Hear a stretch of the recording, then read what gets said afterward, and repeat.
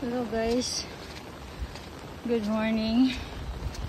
Nakita tayo ngayon sa taas ng events place. Sobrang lakas pa rin po ng ulan dito sa may Tanay Rizal. Continuous pa rin ang pagbuhos ng ulan gawa ng habagat. Kaya mag-ingat po tayong lahat sa mga walang pasok. Magstay na lang po kayo sa inyong bahay para makaiwas po kayo sa mga ganitong kondisyon ng mga ating panahon.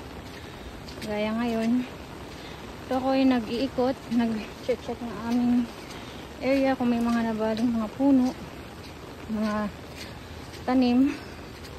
Kailangan natin i-monitor yan habang maaga.